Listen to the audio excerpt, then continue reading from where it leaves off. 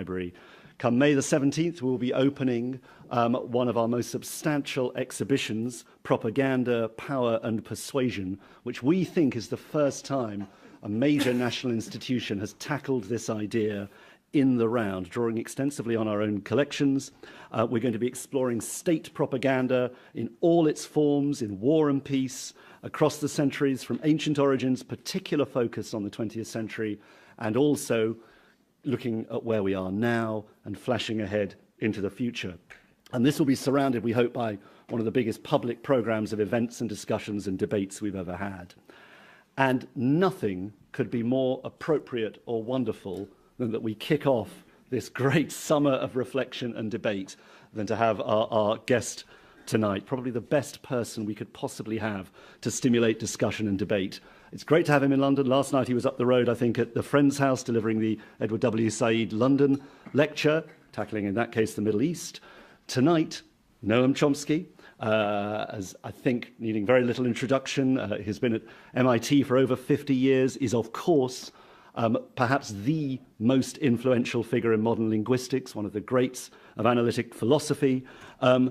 Also, though, of course, the very model of the engaged public intellectuals, someone who brings their wisdom, spirit, intellectual curiosity and passion to bear on the great issues of our time, most famously, most trenchantly perhaps, for his consistent critique of American foreign policy, state capitalism, and news media. And I think that may be part of our focus for discussion tonight. Noam has written over 100 books, but one that resonates to this day, and I think will for a very, very long time indeed, is Manufacturing Consent from 1988, which established, yes, the propaganda model or analysis of news media. Where, 25 years on, are we with that thesis? I think that'll be one of the questions we explore tonight as collectively we swim in a sea of social media, the internet transforming the provision and shaping of news in front of our eyes. Here at the library, we try to collect the news. We collect newspapers, we collect online materials, we try and create a record of how news documents and shapes our world. And I can think of no one better to challenge us professionally and intellectually as to how we do that than Noam, and I'm looking forward greatly to hearing what he has to say. It remains only for me to say thank you to the Eccles Center for American Studies, based here at the library. It was founded by David and Mary Eccles with a bequest in 1991, and it is one of the ways in which the wonders and depth of our American collections are celebrated year in, year out here. And events like this are typical of the kinds of events that the team put on, and we're very grateful for that. Also delighted to welcome Jonathan Freedland. He and I worked together in the founding days of BBC4, and it's very nice to be reunited here tonight. Of course, you'll have seen Jonathan's work in Britain in The Guardian. You may see him in the New York Times, New York Review of Books, and familiar as a voice to millions on Radio 4's The Long View, connecting past, present, and future. And I'm sure that's what we're going to hear tonight. So please, our distinguished speakers, thank you.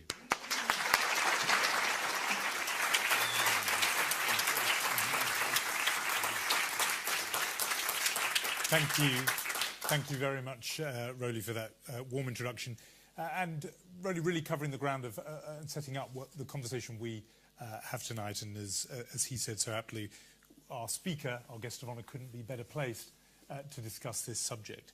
What we thought we would do is plunge right in with a flavour of the exhibition that's coming, Propaganda, Power and Persuasion. And Noam Chomsky has given me permission to do two things. Firstly, to do what doesn't often happen in intellectually hallowed environments like this, which is to do a quick fire round, which we will do on the screen in a moment. But also, he tells me very graciously that his own children, and I'm guessing perhaps grandchildren as well, sometimes say, when they've asked a question, please give me the 5-minute lecture version.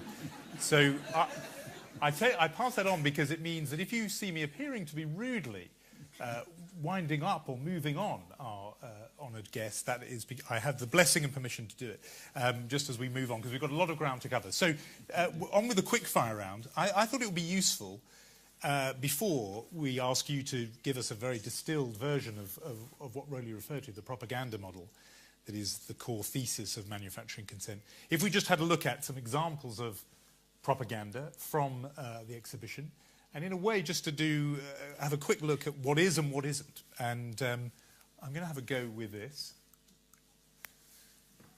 There we are. I hope everyone can see that. Ein Volk, ein Reich, ein Führer, one people, one state, I suppose, one Führer, from, we guess, I think the 1930s.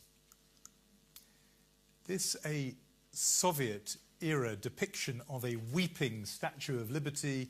I'm not sure how clear it is to all of you, but we have sort of secret police in the eyes of Lady Liberty, a truncheon serving as a tear, and then this from the wartime period in the United States. The artist Norman Rockwell, a very different meaning, George Rockwell.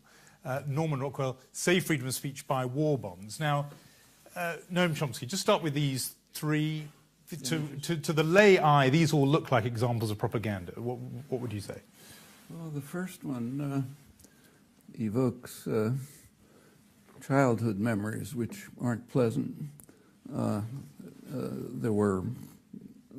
was a very scary period, the 1930s, especially if you're Jewish. And for me, it was, I remember my parents would sometimes play Hitler's speeches on the radio. I couldn't understand the words, but you could get the tone, and it was very frightening, especially the reaction. And it had a lot of personal meaning for me because we were the only Jewish family in a mostly Irish and German Catholic neighborhood. And boys on the street sensed that it was very anti-Semitic. The kids were all going to a Jesuit school, and when they came out, they were raving anti-Semites. So this was, then they'd calm down later in the afternoon. You could play ball and that sort of thing. But I grew up with a visceral fear of Catholics. And the Irish were pro-Nazi because they were Irish. They hated the British, and the Germans because they were German. This is off our topic, but now that we have a Jesuit Pope, does that little... Well, did you give it a little tremble when you heard about that? Well, it changed enough so that when liberation theology came along, I got very close to the Jesuits. When I would visit, say, Nicaragua, I often lived in the Jesuit house. But it took a while to get over it because these childhood fears can be pretty deep. When I got older, I realized, look, this is ridiculous, but it's deep. And the Hitler imagery was very striking. I remember beer parties when Paris fell. That was the environment. Interestingly, I never told my parents. In those days, children, at least boys, didn't talk to their parents about personal things. So they never knew. I don't even think they knew what kind of neighborhood we lived in. You mean they didn't know your fear of some of the people in the neighborhood? They didn't have any sense of what the neighborhood was like. They lived in well, you know what it was like. They were Hebrew teachers. They lived in a kind of Hebrew ghetto, not physically, but the only people they knew were similar people. I mean, I remember women, my mother's friends, who would, all bilingual, of course, but they would call if they had to order something from a downtown department store, they'd insist on speaking Hebrew, so they'd get a Hebrew translator. It was and there was a big Kulturkampf going on at the time between the Hebrew and the Yiddish diaspora, and they were on the Hebrew side, so their language was Yiddish. But I never heard a word of Yiddish when I was growing up. So very potent memories for you personally that these stir. It's rather difficult to hear. I wonder if you could both speak up a bit. Or maybe our colleagues there can turn up the volume on the microphone so you'll hear us amplified. So we'll take note of that. To move to this painting, this poster from the wartime period, does this count as propaganda as much as that first picture of Hitler? It's our version of socialist realism. It's basically the same. And if this was the Second World War, of course. It's trying to stir up patriotism for the Second World War. Actually, it's kind of striking to think about what went on in the First World War. The Second World War, the United States didn't get into it until it was attacked. Some wanted to get in, but they didn't. First World War was quite different. The British had the first state propaganda system that I know of. It was called the Ministry of Information. natural name for a propaganda system. And the main purpose of the Ministry of Information was to convince Americans, American intellectuals in particular, and this is relevant to the propaganda model, convince American intellectuals that it was a noble war. During the First World War, intellectuals in every participant country were lauding the magnificence of their own state. The few people who could read mostly ended up in jail, like Bertrand Russell. But they had to convince, they were trying desperately, of course, to get the Americans into the war. And Woodrow Wilson had been elected in 1916 on a peace platform. The slogan was, peace, not victory. And they had to somehow turn the population around very quickly so they'd begin to hate everything German. You know, and it was very successful. And it particularly, the progressive American intellectuals, you know, the John Dewey Circle, New Republic intellectuals, they turned completely. And they convinced themselves that, as they put it, this is the first time in history that a country has gone into war not because of military leaders and chauvinistic leaders, but because of the intelligent members of the community reflected and decided that this is what had to be done, and then we turned the population around so that they joined us. Of course, the intellectuals they were being fed ludicrous British propaganda, the kind that was later exposed in the Bryce Report, and, you know, the Belgian children with their arms torn off and all that stuff.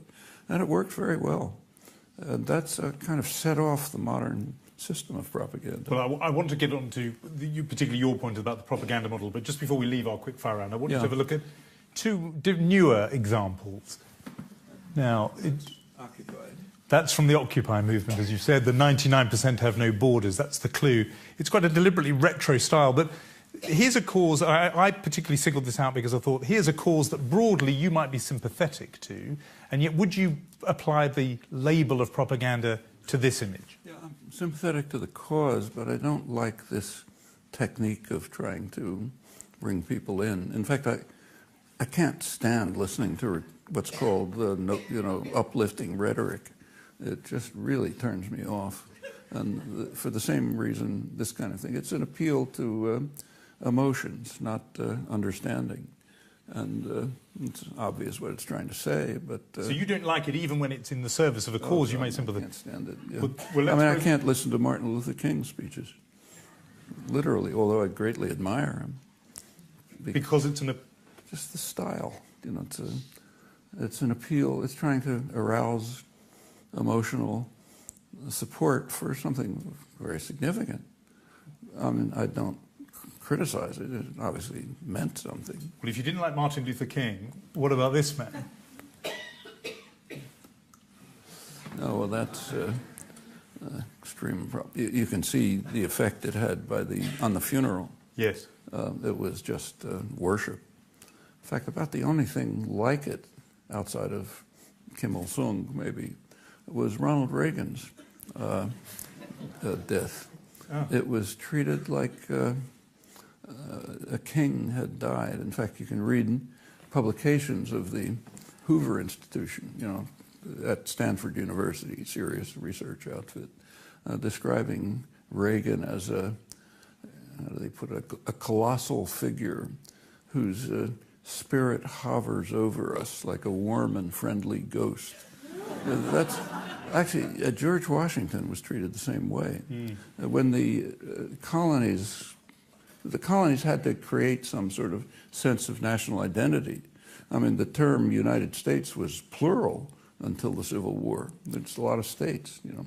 And they tried to create a national identity. You needed a heroic figure. So in the early 19th century, there was a George Washington cult that was stirred. It's where you get these cherry tree stories and all that business. It was all concocted to try to show that he was practically not human. He was a noble gentleman. Some of it's very funny. For example, if you go to the Capitol building today, there's a statue of George, around 1830, I think, of Washington in the style of a Greek god. You know, he's Zeus, and there was criticism of it. But the criticism was because he was wearing a toga and his shoulder was showing. But other than that, that's fine. He was God, you know, perfect Roman, perfect. And this would fit that category of myth making. It's the same kind of thing, and it leaves you cold, regardless of the cause. That was by way of preamble, really, to, and it's been very instructive already, this notion of myth making. But a lot of people in this room will have read Manufacturing Consent. I'm guessing quite a few will have read it several times and committed it to memory. But for those who haven't, and I'm quoting now your children, if you can give us the distilled version, the 5-minute lecture on what the propaganda model is, and you wrote the book originally in 1988, and then I want to sort of push you on how that stands now. Well, actually, I should say that most of the work on the propaganda model itself was due to my colleague, Edward Herman. He's a professor of finance. In fact, professionally, he was a specialist in corporate power and corporate control, wrote the standard work on it. And it's, I mean, I agreed with it, but I can't take credit for it. It was mostly his initiative. And I didn't totally agree for reasons I'll tell you. But what it is a discussion of the institutional structure of the media. It's looking at the U.S. media, so not state media, but corporate media. And asks an obvious question. If you look at the institutional structure and you ask what content you would expect to flow from it, what would you predict? And briefly, without going into the details, the media are huge corporations, parts of larger conglomerates. They sell, like other businesses, they sell a product to a market. The market is other businesses, advertisers. The product is people. So they sell people to advertisers. So television, for example, makes no profit if you turn on the tube, but they get it from the advertisers. And the newspapers mostly lose money when you subscribe. They do better from the advertising. So the first part of it is it's major corporations selling people to other corporations. And then there are other factors, like it's very easy to show that the corporate system is very tightly linked to government.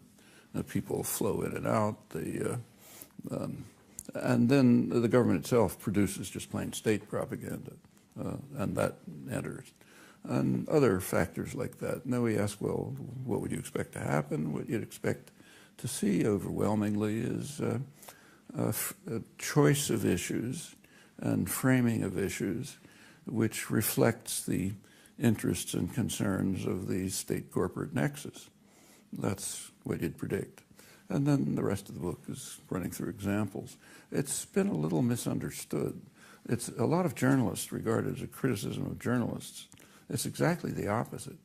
In fact, about a third of the book, the latter third, I suspect nobody ever read it, is a defense of journalists against attacks from liberals, from Freedom House. You know, the Freedom House wrote a vicious attack, couple volumes of attacks on American journalists for stabbing the United States in the back in Vietnam and losing the Vietnam War and so on. And it's two volumes, one commentary and the other the documentary background for it. And I'm kind of a masochist, so I actually read the documents. I'm probably the only person who ever read them. When you read the documents, you find that the commentary is totally falsified. And in fact, what it shows is that the journalists did an honest, courageous job. What they saw, they described accurately, and the criticisms are mostly fabricated. But they did it within the framework of an interpretation which is super chauvinistic. So, for example, if the United States carried out some atrocity, it was a mistake, or the other side somehow caused it to do it, and then they leave things out. But the actual reporting was first-rate, and I think you can trust it. It's typically the case. So it's a defense of journalism which the journalists didn't like. But how are the journalists able to do that kind of reporting that you do trust if they are simultaneously framing it in a way that you don't trust. I mean, journalism's, it's honest professionals. They have integrity. They, especially working in the field, takes a lot of courage, and they do an excellent job. But within a narrow structure, like there are certain topics that just won't report, not out of their, it might be editorial pressure. And when they do report it, the framework is essentially a patriotic framework. You can see it all the time. I mean, we give lots of examples. And in the book you distinguish, or you say that the media distinguishes between worthy victims and unworthy victims, and worthy victims tend to be the victims of the United States enemies, and unworthy victims are those who are the victims of the United States allies. Or its clients. Yeah. So when, say, the Russians invade Afghanistan, the Afghans are worthy victims because the enemy is attacking them. And in fact, reporting from Afghanistan during the Russian invasion was from the side of the Mujahideen. That's where reporters went to work with the guerrillas. And when the U.S. invaded Afghanistan, it's exactly the opposite. Reporters didn't go work with the Taliban, They reported from the point of view of the American army. So in which case, I'm interested in how sincere your expression of admiration for journalists is. Pardon? I want to push you on how sincere your admiration that you expressed before for journalists. How sincere can that be if you're saying that they locate themselves on this side or that side, depending on what's going on? They accept the frame and the narrative. Yeah. That sounds like a criticism to me. Well, actually, that's the one point in which Ed and I somewhat disagreed about the whole thing. I think to have the book refer to the media is too narrow, because I think that applies to the whole intellectual class. That's the way intellectuals are, overwhelmingly, all through history. Intellectuals overwhelmingly are servants of power. Now, intellectuals write history, so when you read what they write, they look very noble and adversarial and so on. But when you look at what actually happened, all the criticisms we make of the media apply to them, and that's significant because none of the institutional factors hold in that case. The institutional factors that we looked at have to do with the corporate structure, the advertisers who purchase it, but that's not true. And that doesn't apply to the academy? It doesn't apply to college professors. There are other pressures, but not those. But the outcome is pretty much the same. This is, again, slightly off the topic, but if that is the case, what made you so different? In other words, if even intellectuals are subsumed into this. There's always a fringe of dissidents. Any society you look at, there's a fringe of dissidents. They're treated badly, usually. This goes back to the earliest recorded history. So classical Greece. Who drank the hemlock? It was the guy who was corrupting the youth by worshiping false gods, And it wasn't the guys who followed orders.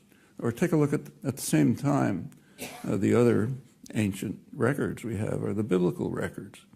In the biblical records, there are people who we would call intellectuals. They weren't, in the English translations, it's called prophets. That's a bad translation of a very obscure Hebrew word which nobody understands. And they weren't prophets. They didn't prophesy. They were dissident intellectuals. They condemned the evil king. They gave geopolitical analysis. Said, you're leading us into disaster. You should be merciful to widows and orphans. These are dissident intellectuals. How were they treated? They were imprisoned, thrown into the desert. One of them, Elijah, was called a hater of Israel, Ocher Yisrael, by the epitome of evil in the Bible, King Ahab. That's the first use that I know of this notion, self-hating Jew. It's King Ahab referring to the prophet Elijah. And they were all treated badly. Now, there were people who were treated well, flatterers at the court. A couple of centuries later, they were condemned as false prophets. And that's very typical. In fact, I don't know of a society where that's not true. But I've heard it said, just on this point about you, that if the argument that you've just advanced in manufacturing consent was completely right, the book should have gone nowhere and you should have been an obscure figure who was shoved to the margins. But the fact that you are this giant figure and the book is still cited and quoted... Not because of me, it's because of the popular movement. When I started giving talks about the Vietnam War in early 1960s, I was giving talks in somebody's living room or a church with 4 people, the minister, the organizer, a guy who wanted to kill me, and a drunk who walked off the streets. And that went on for quite a while. Finally, a popular movement developed, and when popular movements develop, people who have some degree of privilege can float above them. Actually, the same was true of Martin Luther King. I'm sure he would have been the first to say, if it hadn't been for young students sitting in lunch counters and riding freedom buses and getting beaten to a pulp by state troopers and everything that grew from that, nobody would have heard him either. Let's just, I said to you that we were going to just challenge a few things about it. The book was written in 1988. Since then, we've had this explosion of other media, social media, the internet, obviously, and access is now available to many who would at least consider themselves, and I want to hear if you think they would be right, but they would consider themselves outside the corporate media. They have their own voices, separate to that exchange and need for advertising, etc. And in fact, just to illustrate the point, I tweeted earlier today that I was going to have this conversation with you and elicited this question from a Chris Wood here in Britain who said, can we still talk about dominance or hegemony in a world where there are so many competing sources of information and propaganda, the internet and blogs and Twitter, etc.? Does this change in the last 25 years render any part of your thesis out of date? It's not a great change. Like when I was growing up in the 1930s, there were all sorts of radical newspapers, I mean, every imaginable kind. In fact, as a kid, I'd go down to the Philadelphia Public Library, or analog to this, not the same, obviously, and spend Saturday afternoon reading radical periodicals. Every imaginable kind. And I got, you know what they were like. But they were other interpretations. Now, sources of information is not exactly correct because the internet access makes that easier. Like I don't have to go downtown to the library. I can punch something on my computer. But it's not that different. And they are not really sources of information. The information is still coming from journalists in the field. But is that right? Because I'm thinking of some of in the Arab awakenings, in Egypt and other places, people were reporting as eyewitnesses immediately in real time. It wasn't going through the filter of any journalist. Well, that's how we found out about it. But if you take a look, the internet was used and social media were used for organizing in Tahrir Square. But take a look at what happened when Mubarak tried to stop it by closing down the internet. It turned out it accelerated it because people just contact one another in other ways. But that's face to face. That is a profound change, isn't it? Because there you're saying that the authoritarian who in the past could have shut down the 6 state newspapers, he couldn't shut down that. If they had, then people would have reacted the same way, by face-to-face communication. You've got lots of ways of communicating, and that's just what they did in Tahrir Square. In fact, it didn't even hinder the demonstrations. So you don't feel that it's in any way made a change in sort of... It's a change, but not in not in kind. I mean, in degree. It's much less of a change than, say, from the creation of libraries. I mean, that was a much bigger change. That gave people access to huge amounts of material that before that they couldn't have. In comparison, the internet is a small change, and which is fine. I use it all the time. I'm not criticizing it. But it's a little different from libraries, crucially different. In the case of libraries, you could be pretty confident that what you would read in the library is more or less serious. It had some value, otherwise it wouldn't have been preserved and stayed there. When you look at the internet, an awful lot of it is just total garbage. And if you approach it without any framework of understanding, which is what happens quite often, it can just be a source of deception. That's how a lot of contemporary cults develop. And you don't, I know you told me before that you consider yourself a technophobe. You don't use social media yourself. I don't use social media at all. I don't like them for other reasons. It seems to me they create, I can see with my grandchildren, they create very superficial appearances of relationships. Like a kid, thinking of a case, will write on Facebook, I'm having an exam this afternoon, and immediately 100 so-called friends will write back who she never heard from, saying, gee, I hope you do well. And the kid thinks she has 100 friends. It's nothing, It's just replacing real friends by virtual friends. For somebody who doesn't use social media, I think you've got quite a good grasp of the teenage thing going on there.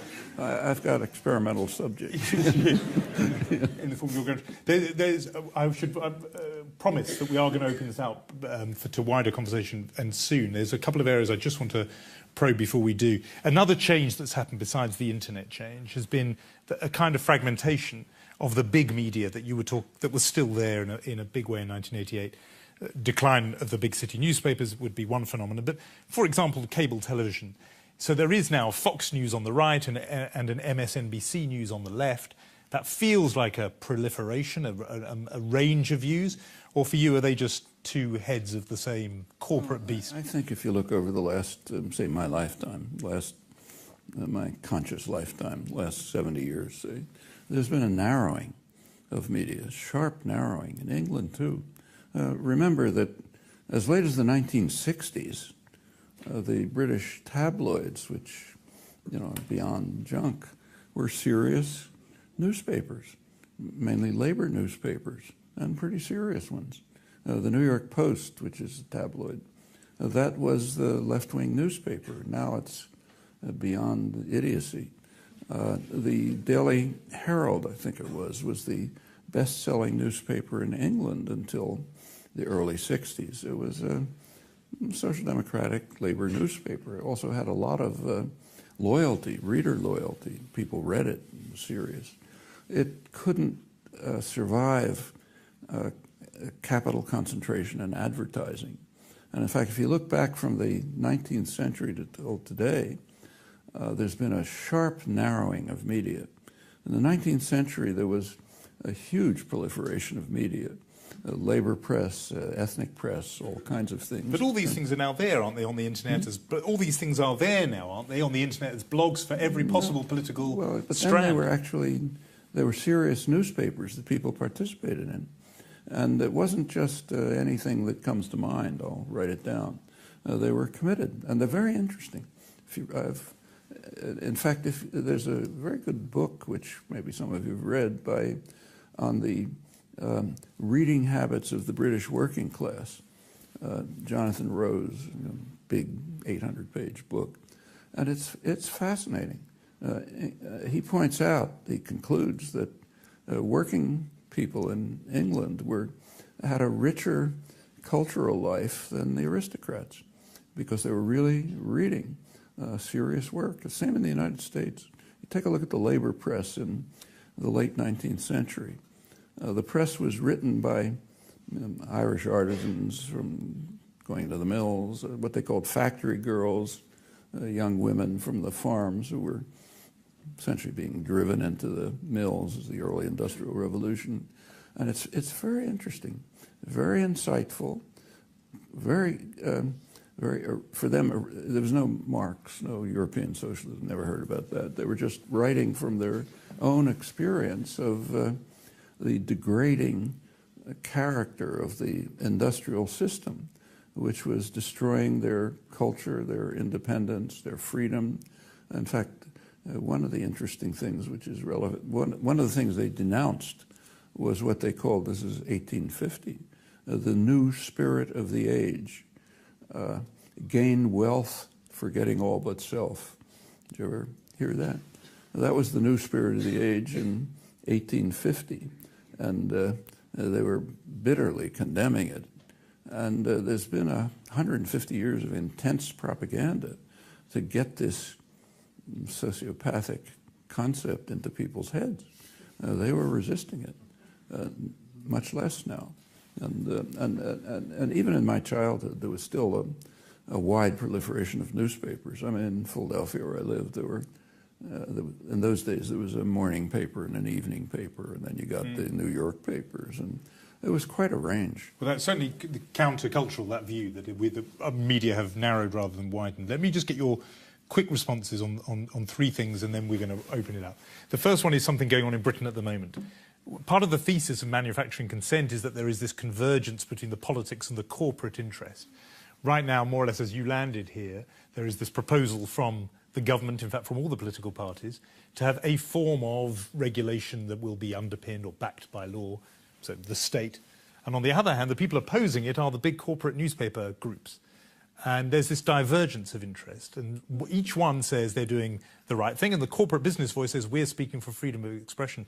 Given that you lump the two together, you fuse them together in the argument, where do you stand with this argument? Who's right in this argument? Well, I haven't read the report yet, so I really can't comment. In fact, I don't think it's published. I wouldn't hold you back in this environment. Yeah. But so I can't comment on it if it's even published. But divergences between the corporate sector and the state are extremely interesting, and they do happen on major issues. And they're very revealing, and the way intellectuals and the media deal with them is revealing. So take, for example, the U.S. crusade against Cuba. It's been going on for 50 years in virtually total isolation. The United States has practically been kicked out of the Western Hemisphere because of it, because there's so much opposition. When it comes up in the United Nations, the votes are, 180 to 2, United States and Israel. If you take a look at, it's very vicious. It includes a lot of terrorism, serious terrorism, strangulation of the economy, and it goes back to Kennedy, who was kind of insane about it. And it's persisted. And there's two interesting things about this. Public opinion on this has been studied for about 40 years. The public is overwhelmingly in favor of normalization. Okay, it's normal for public opinion to be disregarded. That's what we call democracy. But what's interesting in this case is that the corporate sector is opposed. Big sectors of it. Agribusiness, energy, pharmaceuticals. I mean, these are the guys who usually set policy, and they're opposed to it. But the state interest in punishing disobedience overwhelms the pressure from the corporate sector. I think that tells us something about international affairs. And it says something about because some people, if they crudely summarize your politics, would say you imagine the politicians are merely the tools of corporate interests. And here's an example where they are sovereign. They're making a decision against corporate interests. Sometimes transcendent state interests. It's not so much Congress, it's the executive. And they see themselves mostly as responsible for the overall health of the corporate system, not the parochial interests of particular corporations. And for them, it's a crucial necessity, and this runs right through the Cold War and much earlier, to treat the world kind of like the mafia. In fact, I think that's the major principle of international affairs. You don't read it in journals, but I think international affairs can very well be, a lot of it can be understood on the mafia model. The Godfather does not brook disobedience. If some small grocer doesn't pay protection money, which the Godfather wouldn't even notice, they don't accept that. And they don't send the goons in to get the money. They get the goons in to beat them to a pulp. So others will understand that disobedience is not tolerated. And what would be an example of that in international affairs? Cuba. You take a look at the actual, it's a very free country, the United States. We have rich documentary record. Nobody looks at it, so it doesn't matter much. But if you look at it, it's very revealing. So the primary concern about Cuba under Kennedy was what they called successful defiance of U.S. policy going back to the Monroe Doctrine in 1823. No Russians, just the principle that the hemisphere has to be obedient to us. And these guys are not only defying it, but they're getting away with it. You've just mentioned there that you said you've conceded, if you like, the United States, very free country. You've talked before elsewhere about the so-called freedom of expression in the United States. There's a lot of debate going on about the United States being in decline and its place, losing its place, perhaps to China.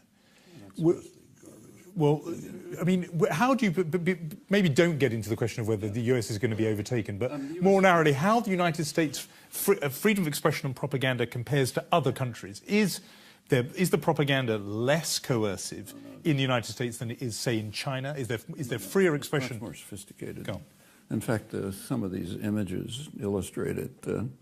U.S. commercial propaganda, which grew out of the wartime experience of this great success and what they called manufacturing consent. That's not our term. We took it from an intellectual, Walter Lippmann, leading public intellectual. It was very successful. Out of that grew the public relations industry. Its guru came out of the propaganda commission in the First World War. Very impressed. And then commercial advertising was created. Now, it was called propaganda then. So the founding document of the public relations industry, written in the late 20s by Edward Bernays, was he was someone who had been in Wilson's propaganda commission. He called his book Propaganda, and it gives the standard doctrines of the intellectual classes, which goes back to the English Civil War. The people are rabble. They're stupid and ignorant. They're meddlesome outsiders, I'm quoting. And for their own benefit, we have to take care of them. It's straight out of Lenin. It's almost identical with Leninist vanguardism. The people don't understand. We're the responsible men. We understand. And for their benefit, we have to engineer consent. We have to control the minds of the people so that they do the right thing. And that's our task. That's what propaganda is for, whether it's state or commercial. And the commercial cases were kind of interesting. Bernays himself made his reputation and became a great figure because of the first major advertising campaign that he ran. In those days, this is 1920s, women didn't smoke. And the manufacturers realized there's a big market out there they're losing. So he was hired to convince women to smoke. And he ran campaigns in which models would walk down Fifth Avenue holding cigarettes and presenting the image. You want to be cool and modern. You should, like the models, you should smoke. I don't know how many tens of millions of corpses he created, but he became a liberal hero for this. That's what commercial advertising was then until today, and it was very much admired. Goebbels picked up, he was very impressed by American commercial propaganda. It was called propaganda, advertising, we call it now. And in fact, the Nazi propaganda was modeled on it. And he describes in detail how Goebbels, simple images, appeal to the emotions, all that. And the Nazis picked it up and ran with it. Now, the Bolsheviks tried, and that Bolshevik picture is an example, but they were too crude to get away with it. So the Bolshevik propaganda you can barely believe. But given the sophistication of it, and you used the word sophistication, does that mean... What? You said how sophisticated it operates in the United States, but does it mean that you would trust information that you got in the American media less than information you would read in the Chinese media, for example? Chinese media is a joke. I mean, I was in China a couple of years ago, and I can't read Chinese, but they have an English newspaper, and you can kind of watch television and figure out what they're talking about. Anything written was so comical you couldn't believe it. But what was interesting was what they didn't report. When I got back to the United States after a week in China, I discovered that there had been a massive traffic jam from Mongolia to Beijing with trucks sitting there for days because they couldn't get through. Nobody knew about it. There wasn't a word about it there. I found out when I came back. So for all your criticisms of the American media, there's still value in it. You still regard it as free relatively. You would say it's free because the United States has very little government coercion, but it has enormous obedience, which is kind of striking. And I think that relates to what I said about the intellectual classes. There's no coercion at all. The only coercion is, maybe you won't get a good review or something, but it's not like being sent to a torture chamber. Okay, well, I'm glad you made the distinction. Before we open it up, I wanted to cite another response that came in when I offered people on Twitter to suggest questions to you. And one of them was this, about Serb propaganda, Serb as in Serbian, yeah. And the question was, the suggestion was that I should ask you, why did he endorse Serb propaganda and imply the Omarska and Trnopolje camps were invented? Shameful, said this person on Twitter. And it was actually the person sending it was somebody who had themselves lived in Sarajevo during the siege of Sarajevo, who said, I was in Sarajevo at the time, I could see very well from where mortars and bullets were coming, etc. Now, you've had this battle with a few people publicly. Well, I never said anything about the Balkans. But I wrote about Kosovo, but said practically nothing about the Balkans. But I don't understand exactly what was said. He says we accepted Serb propaganda? No, the criticism was that you had. And the particular claim, as you know, centres on Srebrenica. And the idea that you have cast doubt on Srebrenica, No, I didn't. What I said say your piece on it. What I said is you should tell the truth about it instead of lying. And I do believe that. I think it's useful to tell the truth. What happened in England, particularly in the early 90s, was quite dramatic. I mean, British journalists and intellectuals seized on the Serb atrocities, which were real, with just love. I mean, finally they had a chance to condemn somebody else and seem very noble by agreeing with 100% of opinion. And that's irresistible. And you start getting ludicrous propaganda coming out, including the left press. And it just became a passion. You couldn't tell the truth about it. So when Srebrenica, you said it's important to tell the truth.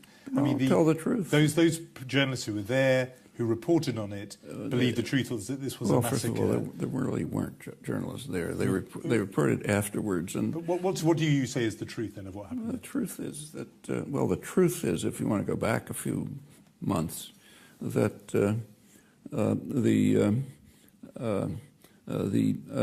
armies, the Bosnian armies. Srebrenica was a protected base, theoretically. It was so nobody could get in, presumably. And the Muslim armies were using it as a base to attack Serbian villages outside. And they were very frank and open about it. Nasser Oric, the head of the militias, bragged to the press, it was reported in the United States and the Washington Post and so on, that he was sending his troops out into the Serb villages and beheading people and torturing them, and then they'd go back into the safe zone. Well, it's pretty clear that sooner or later there's going to be a response to this. What he then did was pull out his militias. And when the Serbs came in, which they did in reaction, they were kind of surprised. There was no military defense.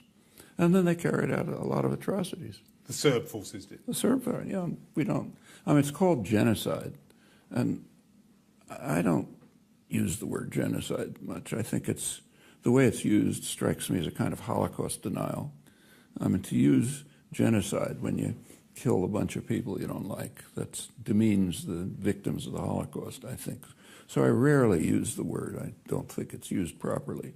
But to kill, say, a couple of thousand men in a village, and after you've allowed the women and children to escape, in fact, truck them out, that doesn't count as genocide. It's a horror story, but it's not genocide. And you say a couple of thousand. People claim and would argue that the figure is much higher than that. Well, the figures are debated, but then you don't really know. highest figures that are given are around 8,000. But it's not from, there's been an intensive effort to, when enemies carry out an atrocity, there's huge effort that goes into finding every piece of a bone and the DNA analysis and try to get the biggest number you can.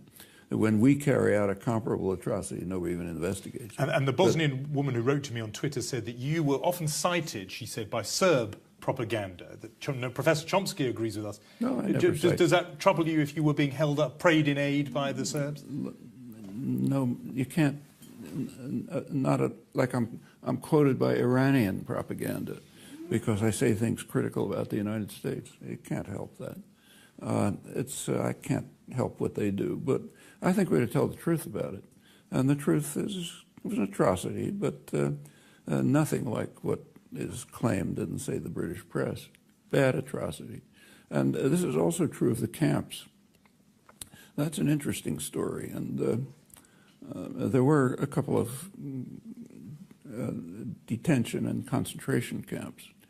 The first one that was investigated was a Guardian reporter, Ed Villami, and some ITN TV people, and they reported on this camp, which they described as a detention camp.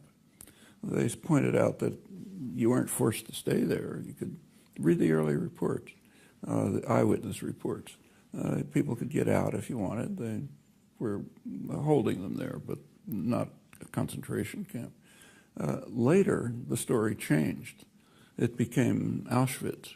Same journalists, incidentally, reported it as kind of Auschwitz in Europe. They just changed the story, not on the basis of new evidence. It's just the mood changed. There was a small newspaper, kind of crazy newspaper, LM it was called, which had 4 people or something. They sent a photographer to the camps who took photographs and essentially confirmed the original story.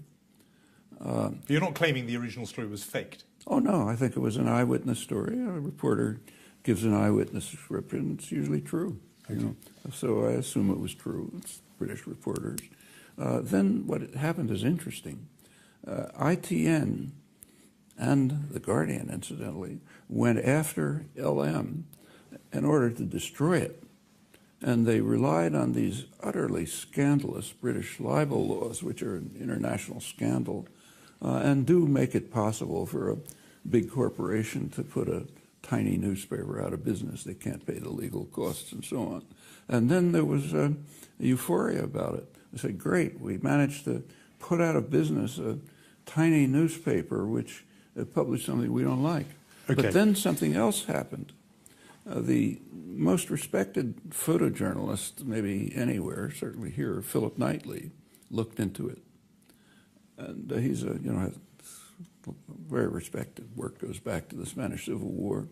And he did an analysis, and he concluded that the LM analysis was probably correct. He didn't accuse anyone of distortion. He just said, if you look at it, it's probably correct. He also wrote a very interesting article to the addressed to the British journalists. Said you ought to learn something about freedom of the press. Okay, just because I don't think either of his things was ever published. No, I was just going to say for the record, obviously ITN and The Guardian would say that they'd been accused of faking evidence and therefore they had to respond very strongly. No, I mean about LM, but also and just before we open up, and George Monbiot, somebody who admires you tremendously in every area, says just on this issue he feels you're just on the wrong side. But I'd like to see some argument. But let's see, because obviously we've got bigger themes and topics here. But it might be a good idea to bring up the lights a little bit. I don't mean bigger themes, but other themes. Let's take some questions for Professor Chomsky. I think we started a few minutes late, so I'm going to give us some added time. Gentleman here had his hand up early. If there's a microphone that can go there in this front row. And are you somebody with a microphone, or you just want to ask something? You're already standing up. That's very enthusiastic. Is there a second microphone that we can get? So why don't we get it to the person who's already on his feet? Yeah. We'll take 2 or 3 at a time. Professor Chomsky, thank you for your remarks. I report on the environment, and I'm interested in language about the environment. So we have a consistent narrative in this country about the notion of limitless growth. This is almost unchallenged, the thought that we can carry on growing forever. Recently, David Cameron talked about us being in a global race and we had to be among the winners, but nobody asked who the losers would be and when the race would ever end. I'm just wondering in this case whether it's a question of manufactured consent or just the lack of a good alternative. Well, actually, I'm going to take 2 or 3 at a time. Yeah, so okay. I'll bring the question back. Exemplary question from our colleague from the BBC, but we need them to be shorter than that if we're going to get through lots. Brevity from you, if you can. Yeah. Hello, Professor Chomsky. Thank you very much for being here. Enjoy your work. Yeah, we're going to have to give okay. to those sort of things. All right. Well, my question is a little bit more specific about exploitation of the third world. Like, say, I'm not too sure how many people in the room has an iPhone or, like, say, night trainers, which I'm wearing. So my question basically is, shall we just improve the working standard of, like, say, kids who are making our iPhones and shoes in China or in various other countries, for us to basically keep checking our Facebook, all right? Shall we just throw all our iPhones away and, okay. And yeah. Good, thank you. I got that, and I'll repeat it back to the professor when we're here. Have we got the microphone for this questioner here? And maybe we'll get one more in, and we'll do lots of rounds, so don't worry. Yeah. Short question. What are your thoughts about the rise of Chinese power on the world stage, please? Thank you. Good. You were about to begin on that, and I sort of prevented you. And why don't we just tack on one more, since the microphone's there? Yeah, we'll hear from you. Yeah, hi. Noam, thank you very much for coming. I wanted to ask you a question. Earlier, I think you referred to comparison between the internet, between the internet and libraries. But I was just thinking to myself as you were saying that, isn't the comparison a little bit closer? They are connected, but a little bit closer to the development of the printing press. And isn't the nature of improvement of things to become more valid information helped by that? Because people will then start speaking to each other, communicating scientific articles and stuff, which will drive up developments. You've written some really interesting stuff, but it's become more interesting over time because people have said it's rubbish or it's only partly right or whatever, and you've had to adapt to that and develop it. And then the libraries have become full of much more valid, truthful, Good. I'm going to... don't worry, we're going to have other rounds, and I will come back to you, so do that. Why don't we just go with that last question? The questioner said that you had in some ways said that the internet was not such a profound change, that the library was a much bigger change. And he was saying, actually, that maybe this is akin more to the printing press, the invention of the printing press, and that actually it would improve quality of ideas and debate because people will share and exchange ideas globally in a way they couldn't do before. Well, the printing press was a huge change. I mean, it dwarfs anything we're talking about. The libraries were a major change. The internet, from this point of view, is a small change and has mixed effects. As I mentioned, there's no quality control, peer review, which is okay. People should be able to say anything they want, but it makes it much less useful than, say, a library as a source of information.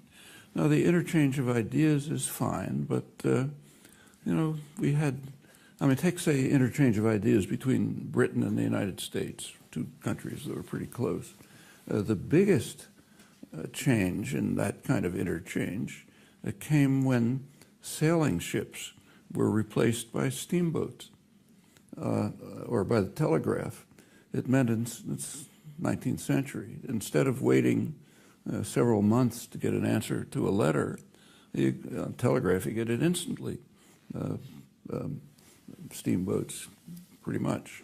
And now it's faster, but if you think about it in terms of increments, it's not huge. It's not as much as the others. Incidentally, that's true of many other things.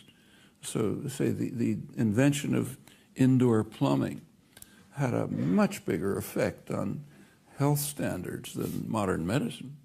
That's, all these things are fine, but We shouldn't exaggerate. So Google get to the back of the queue behind the toilet. Yeah. It's basically the argument. But I think that covers the ground that you'd also spoken about earlier. I wanted to push you on the next point, because I cut you off. You were about this China and US decline thesis. Yeah. The questioner asked about the rise of China and what you think about that, and particularly relevant to pop propaganda. It's very common to talk about US decline. In fact, you read the main foreign policy journals, it's one of the main topics. Is America over, America decline? Well, first of all, we should put that in perspective. The peak of American power was in 1945. At that point, the U.S. Totally dominated the world. It had half the world's wealth. It gained a lot during the Second World War. Industrial production quadrupled. Every possible competitor was devastated or destroyed. The security situation was incomparable. It was just enormous power. And American planners understood it, and they laid plans to how to run the world. Go through it. It's quite sophisticated and interesting. Well, that started to decline within 4 years. One of the plans was that the U.S. would control all of Asia. That's why other countries were not permitted to participate in the San Francisco Peace Treaty, the Japan Peace Treaty. And most of the Asian countries refused to participate, except Ceylon, I think. Sri Lanka, British colony at the time, because the U.S. insisted that the only Japanese crimes should be from 1941 on.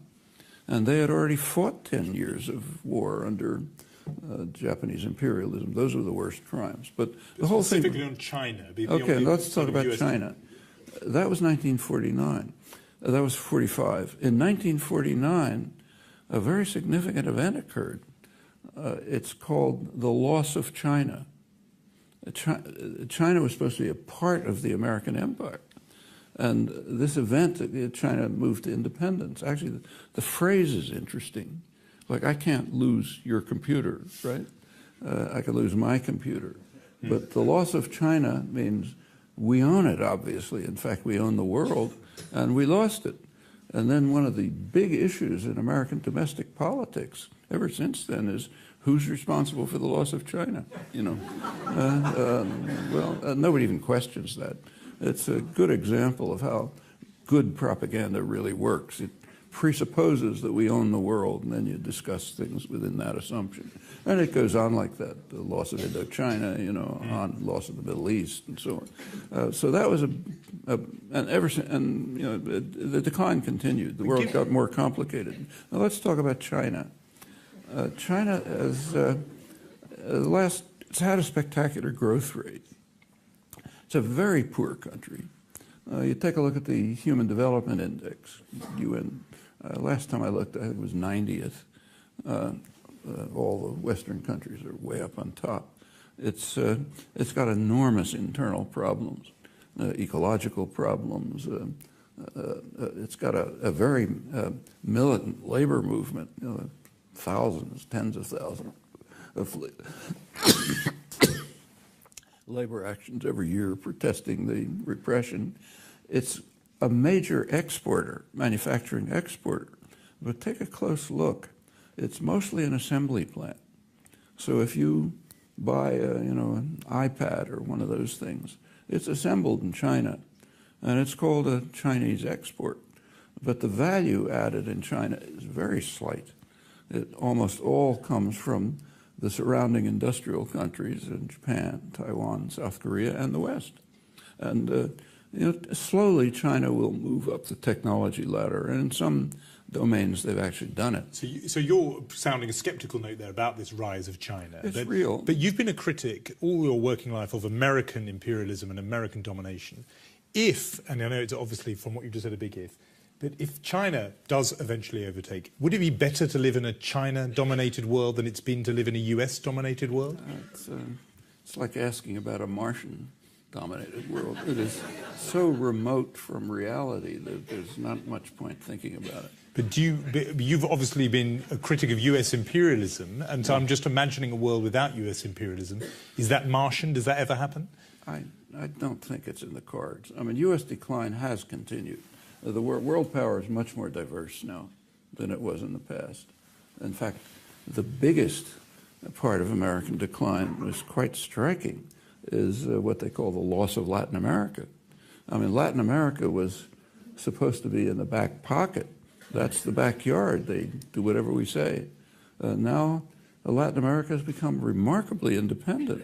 In fact, there was a case a couple of weeks ago, which I didn't see, maybe it was coverage here, I didn't see it. What happened was reported, but not its meaning. There was a study that came out by the Open Society Institute called Globalizing Torture of Rendition, which is a terrible crime.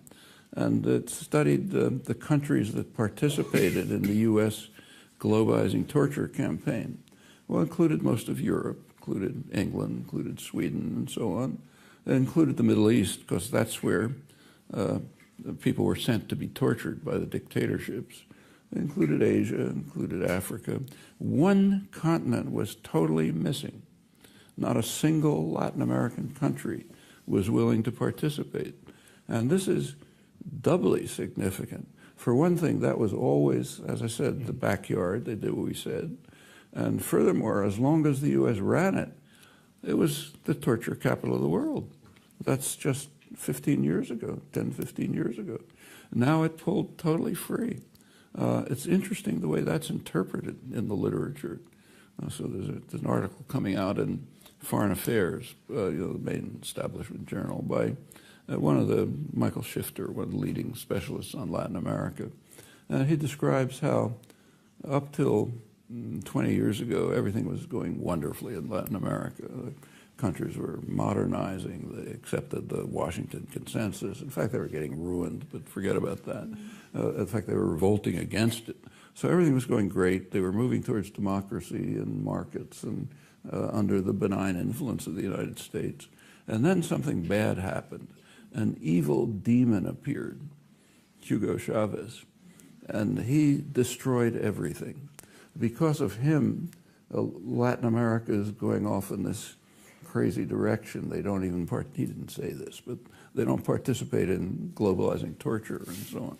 Now, Chavez is regarded as an evil demon in the Western press. In fact, the coverage of Chavez is astonishing.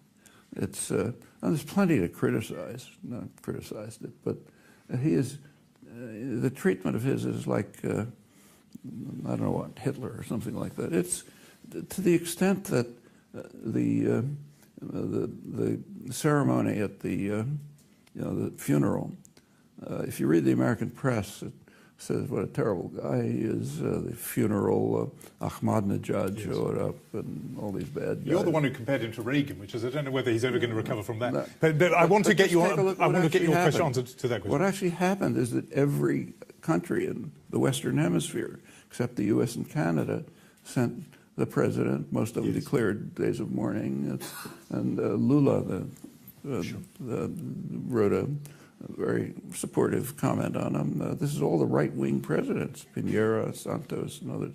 The U.S. sent a delegation, which the leading member was a nice guy. He's a former congressman, House of Representatives, who was kind of involved in Latin America. That's the U.S. delegation. The dictator, all of our clients sent presidents and declared days of mourning. But try to find something about this. Let's just get you on these two questions, which I'm going to link. The first one was about limitless growth and the idea that, despite the impact that is going to have on the climate and on the environment, is that too an example of manufactured consent? And I think it links a little bit with this point about our desire for, and this is the question I think you didn't quite hear, but the desire for iPhones and Nike trainers, etc., means that we are exploiting labour in China and other places.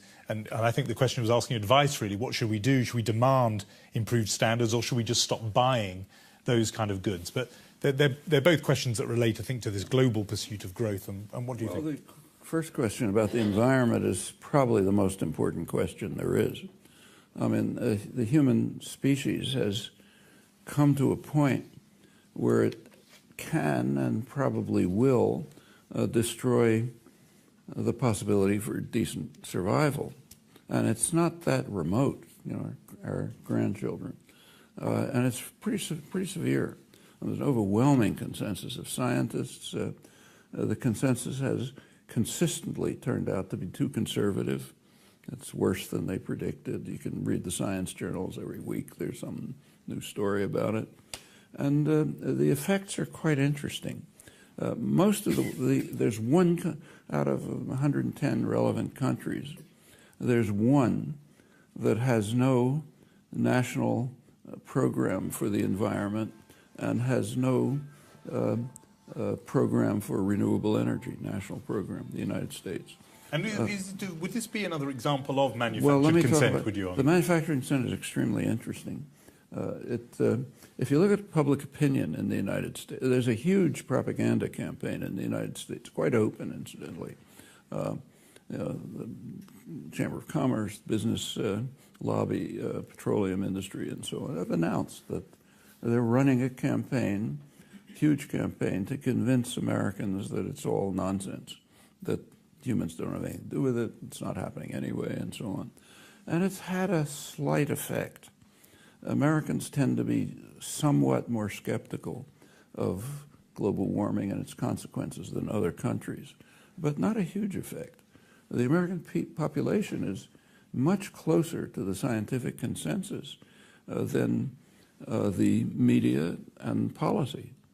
And that's quite interesting. And it's led to, there's a new campaign that's just underway by an organization called ALEC, the American Legislative Exchange Council. It's a corporate lobby, heavily funded by corporations and Koch brothers and all those nice guys.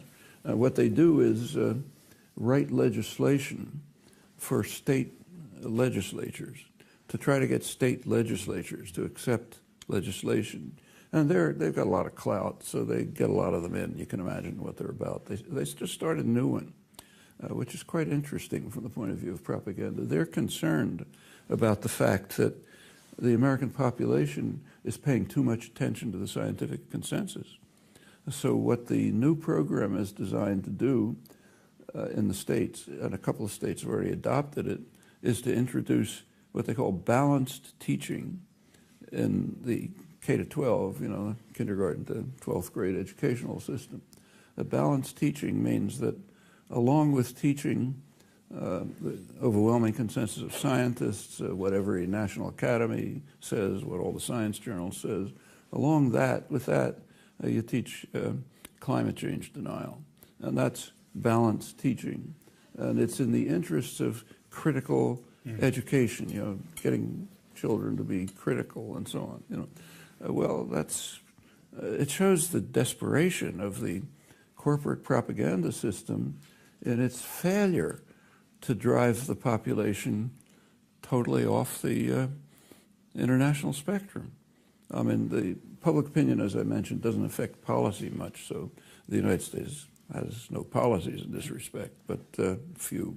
And I do want to get more people in. Do you have an answer to the man who was asking about iPhones and things that require exploited labour or underpaid labour, child labour even, in some places? Everything else does too. So, I mean, if you eat your dinner, a lot of it is coming from super exploited farm workers under horrible conditions.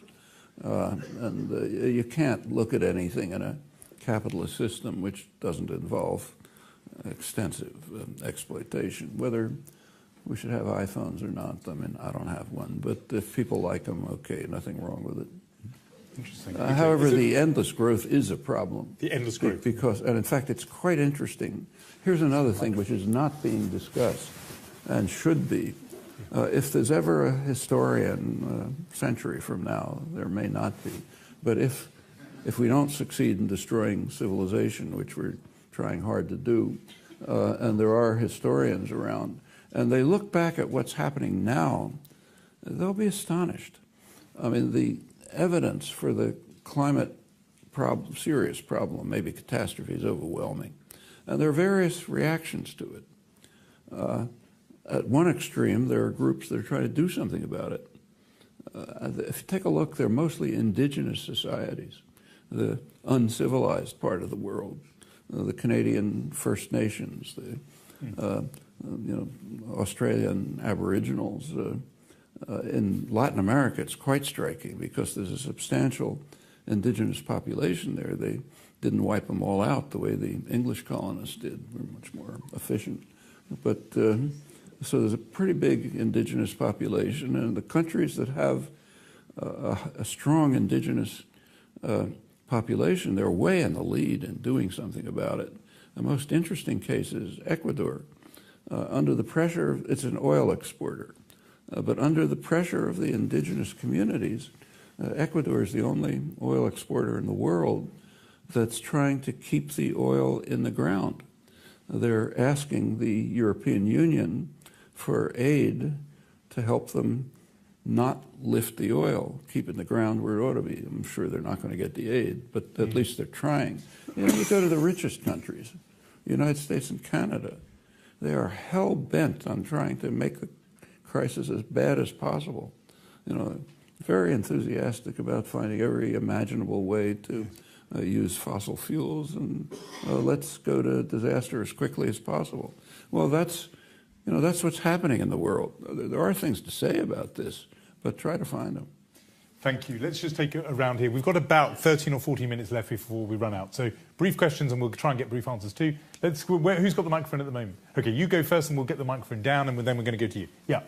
Do you see the potential for anarcho-syndicalism to flourish once more as it did in Spain during the 1930s? And if so, potential for what? I didn't... sorry, anarcho-syndicalism to flourish once more as it did in Spain in the 1930s. If so, where? OK, that may be up your street. Professor Chomsky Street, yeah.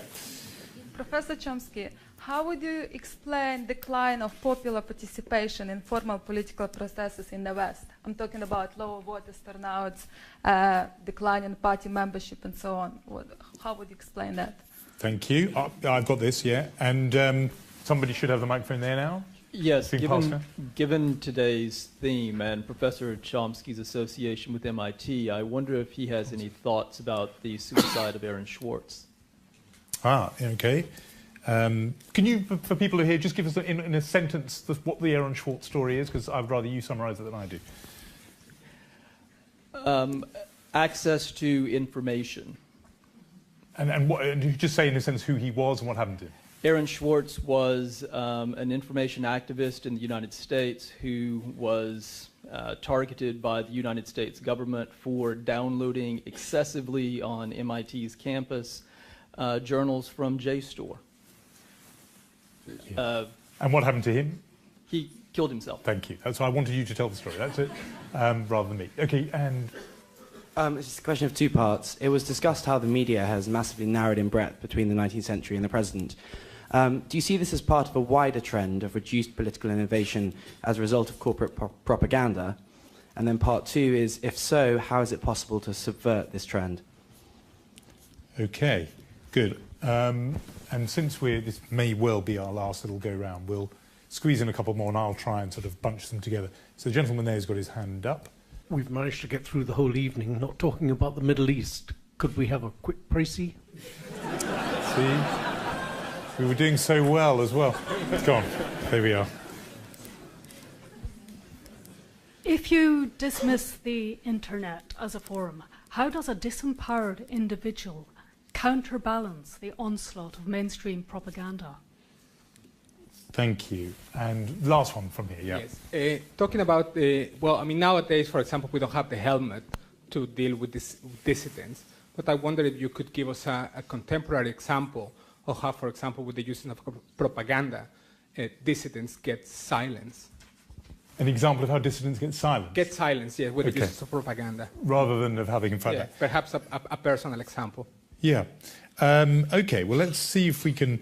I can think there's a couple there that pull together well. The question that came in two parts was talking about... the second part of it was how is it possible to get round this narrowing that happens with the corporate influence over the media, etc. And there was a similarly one saying, if you are not that impressed by the internet, what then can an individual do to somehow circumvent, to get round this trend that you've been describing? So I'm putting those two questions together. Well, first of all, I am impressed by the internet. It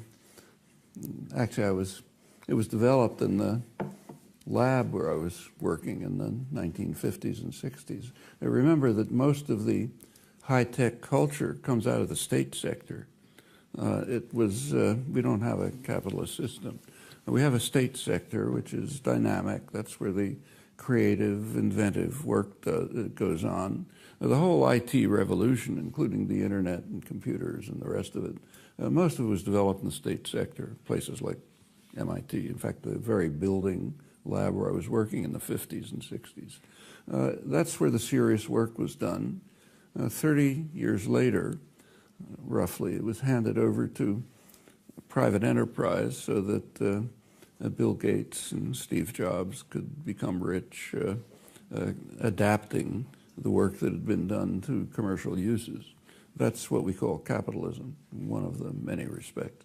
And I appreciate it. I think it's very good. In fact, I even had personal appreciation. I had a daughter who lived in Nicaragua during the Sandinista period, and the United States was basically at war with Nicaragua, and there was no way to communicate, no mail service, nothing. However, there was the predecessor of the internet, the ARPANET, which was a military system, and I'm on it because I'm at MIT, so I'm on it, and she managed to get on it. So thanks to the Pentagon, we were able to communicate during the U.S. war against Nicaragua. I like that. But I use it all the time. You know, I look things up, I find things. What can we do? It's better than libraries if you know what you're looking for. You know, worse if you don't know. And that's fine. We have, if we want to do the hard work, you can find access to all sorts of things. In the United States, substantially, in England to a lesser extent, the country is free enough so that you have access, very rich access to internal records. That's invaluable. I mean, a lot of what I've just been saying comes out of internal records. What about urging people to use non-corporate owned media? I mean, representative of the BBC over there, The Guardian has an unusual and not conventional corporate structure. I mean, would you say that some of those are ways to go? It's useful. I mean, like I read The Guardian, I read The Independent, but the fact of the matter is that if I had one newspaper, I was stuck with one newspaper, I'd read the New York Times. Because the coverage is so much broader and deeper. When I come to England, I have to buy 5 newspapers every morning. And you put them together, you get a lot of things and a lot of junk, you know. An immense amount of junk. But a lot of interesting things. But you stay with the New York Times, even though your book is so critical of the New York Times, damning of the New York Times. But as I said, it's a selective criticism. What reporters report is usually quite accurate, even though distorted in many ways. First of all, what they don't report, which is just being part of an intellectual community that is so subservient to power you can't look at it, and editorial discretion and other things. But it's a very good source. I read it every morning. The business press is very accurate and very reliable. The Wall Street, the Financial Times is, I think, a very good newspaper. The Wall Street Journal, with American counterpart, is so right-wing that when you read the editorials, you don't know whether to laugh or cry. On the other hand, the news reporting is quite good and often exposes corporate crime and things like that. I think the reason is that, and that's generally true of the business press, Business Week and others, a couple of differences between the business press and the general press. For one thing, the business press trusts its audience. Another thing is its audience are the guys who run the world. They better have a pretty fair picture of what's actually going on in the world. There's a lot of other ways to do things. Yes, we're not short of information. So we're going to try and have to do this as short as we can because we've got so little time. But there was a question there about what's your take to explain decline in party membership and in voter turnout in democratic countries around the world. There is a marked trend in that direction. What's your explanation? It's a very striking trend, and incidentally, I think it's a reflection of the fact that democracy is collapsing, so people don't bother participating. So take the United States, where it's been closely studied. I don't know if it's studied that much here, but one of the main topics in professional political science is studying attitudes. And you can do it very well in the United States. There's extensive polls, you know. A lot of them are pretty accurate and well constructed. So you find out a lot about attitudes. You can then look at policy, because that's right in front of your eyes. And you can compare attitudes and policy. Furthermore, a lot of the polls are stratified. So you learn, you know, what the rich want and what the poor want. And when you put all this material together, I won't go through the details, it turns out in effect that about 70% of the population is almost totally disenfranchised. It doesn't matter what they think. The political class pays no attention to them. So no wonder they're not taking part. So why bother going to the voting booth? And as you move up the income scale, you get more and more influence. The top essentially get everything you want. And you can see it in the big issues right at this moment. So if you take a look at American domestic politics, the big issue is the deficit. You know, the sequesters, you know, practically closing down the government. We got to do something about the deficit. Who cares about the deficit? Not the population. The population doesn't think the deficit is a big issue. They think the big issue is lack of jobs.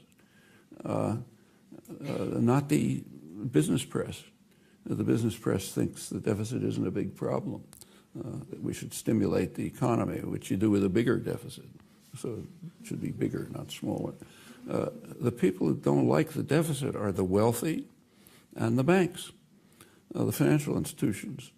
I mean, over the past 40 years, the financial institutions are mostly a drain on the economy, I think. They have become so powerful that they very largely dominate what goes on in the political system. And if you look at, there just came a study by two good political scientists looking at comparing wealth with attitude toward the deficit, and a very close correlation. The richer you are, the more you care about the deficit.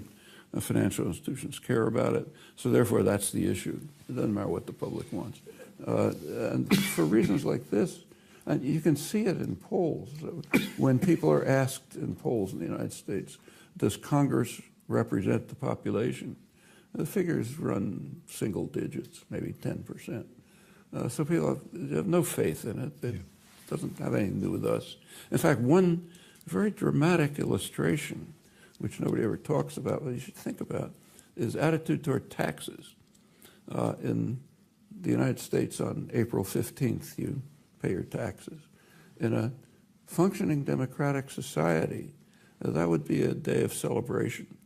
We're getting together to fund the projects that we decided on. In the United States, it's a day of mourning. An alien force is descending on us to steal our money. It has nothing to do with us.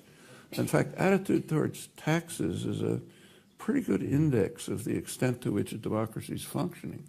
And you can look at it and see yourself. So I think it's reasonable and natural for people to stop participating.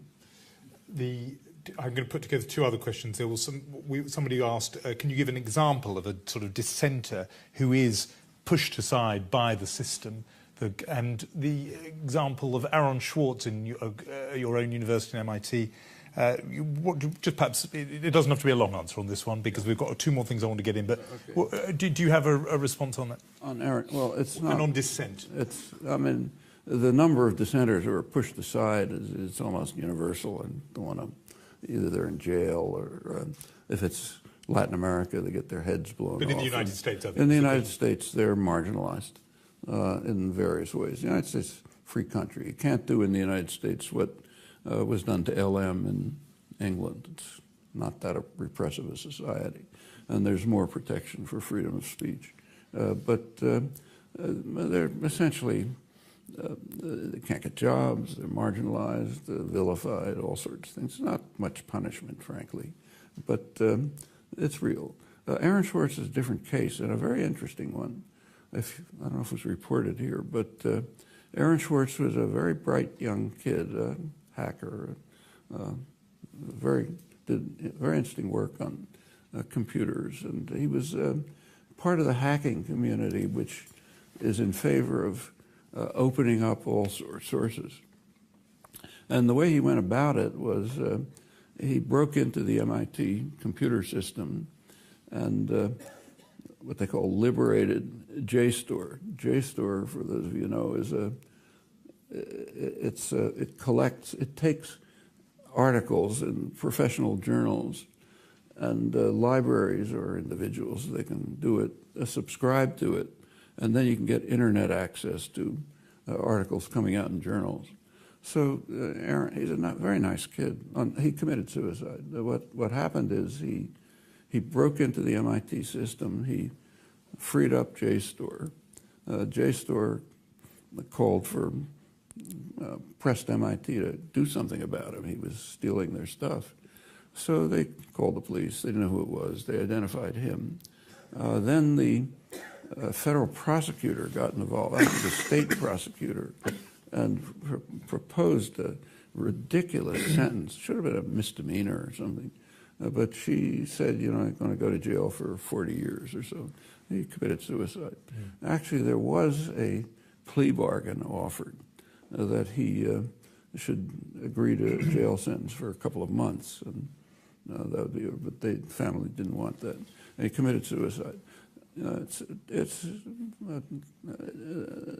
a terrible event. I mean, everyone involved should have pressed the prosecutors not to do anything. However, there's another issue which ought to be thought about, and it has to do with freedom of information. If you take JSTOR and make it public, JSTOR goes out of business. We live in a capitalist society. They can't survive if they don't get subscriptions. If JSTOR goes out of business, nobody has access to the journals. So the next step is, okay, let's liberate the journals. In that case, the journals go out of business, and nobody has anywhere to publish. You can't just liberate things, pretending you don't exist in the world. A lot of young kids think you can do that. They're not thinking it through. Well, there are ways around this, but the ways around it involve collective action of the kind that doesn't fit with the new spirit of the age. What ought to happen is that there ought to be a public subsidy for creative work. Okay, then there wouldn't be any copyrights. There wouldn't be patents. A huge saving, incredible savings, and everything would be open. But that requires doing something together, and we're not allowed to do that. We have to be out for ourselves. You know. The very last thing is I'm going to give you a choice, since we've been talking about freedom partly. You can either take the question about anarcho-syndicalism and where it might pop up in the world. You have described yourself in some places as an anarchist or with anarchist leanings. So where might it come? Or you can give us a précis of your views on the Middle East when we are already 9 minutes over time. So the choice is entirely yours. Well, the question about anarchism, I think there's a simple, inadequate, but simple answer. If you take a look at what anarchism has meant over the centuries, it varies all over the place. It's a very broad range. But there's one theme that runs through it, and I think it's an important one, and I think recognizing it, everyone ought to be an anarchist. The theme is that hierarchy, domination, control are not self-justifying. They require a justification, and that's true whether it's a patriarchal family or international society or anything in between. Now, if they can't give the burden of proof is on those who exercise authority. If they can't give a justification, which is almost always, then the system ought to be dismantled. In my view, that's anarchism. Then has a lot of variants. And I think it's a very powerful notion. A lot more to say about it, of course. On the Middle East, it depends what you're talking about. I mean, if you take a look at it, well, it's just, for simplicity, let's take U.S. politics. most important country in the world. If you look at the presidential debate on foreign policy, or you look at the Chuck Hagel hearing on defense, there were two names that came up far more than anything else in the world, Israel and Iran. Israel because other countries were kind of mentioned, but marginally. Israel because both candidates had to show that they sort of vied for who loved it and worshipped it more. Iran because it's the gravest threat to world peace. So those are the two that were discussed. And interesting question is there are a lot of questions about what the U.S.-Israel relationship is. That would be too long to discuss. But the Iran one is quite interesting, very interesting. And what's particularly interesting, it's not getting reported. And the United States, I've checked, not at all. You can tell me whether it's reported here. Let's say Iran's the greatest threat to world peace, okay? You could argue about it, but let's assume that it's true. What's the threat? The threat is that they might be developing a nuclear capability, which plenty of countries have. Okay, so let's say that's not weapons, but capability. So what do you do? Let's grant that it's a threat. I might mention, incidentally, that that's a Western obsession. Outside of the United States, England, and a couple of European countries, it's not regarded as much of a threat. Non-aligned countries don't think so. The Arab world doesn't think so. It's a Western obsession, but let's accept it since we're here. What do you do about the threat? Well, there's a number of possibilities. There's some technical proposals that could be pursued. One of them, in fact, was implemented until it was blocked by the West. In May 2010, Turkey and Brazil made a deal with Iran in which Iran would ship its low-enriched uranium for storage to Turkey, and in return the nuclear powers would provide Iran with the isotopes that it needs for its medical reactor. Okay, that would end the alleged threat. What happened when they reached the deal?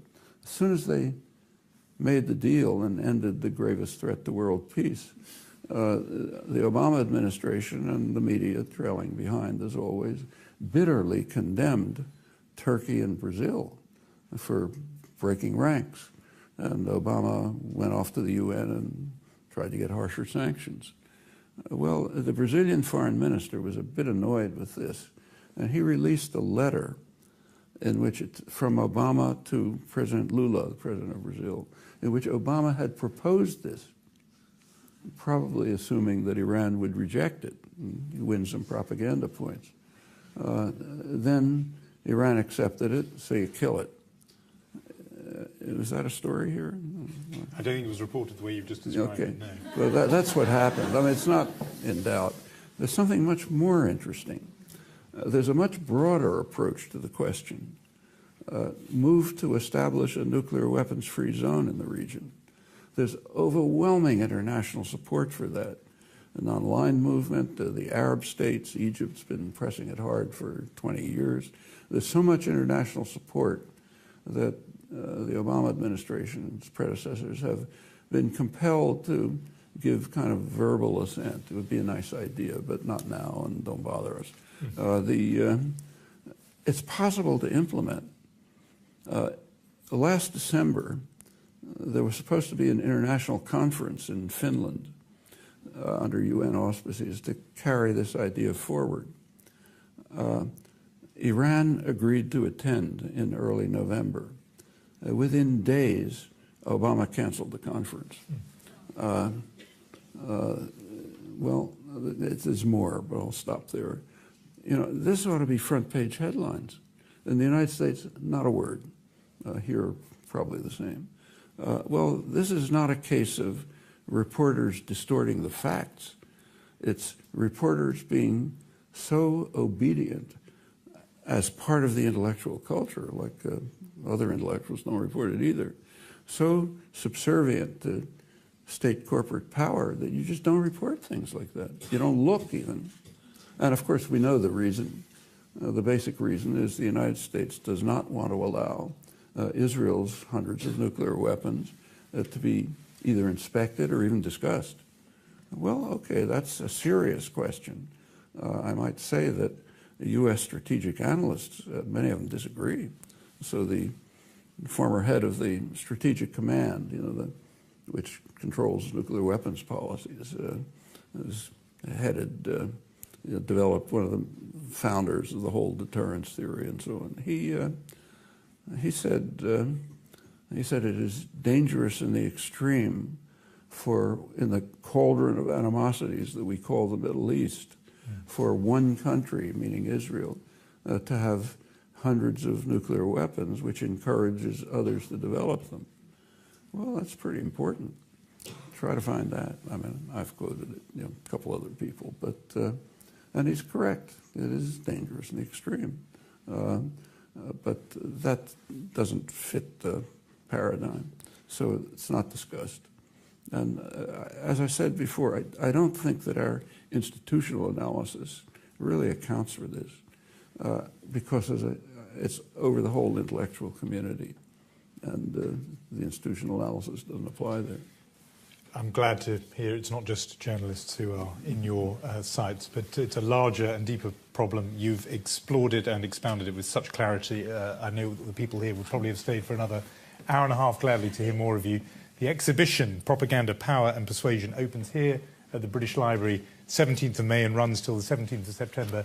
It only remains for all of you to join me in thanking Professor Noam Chomsky.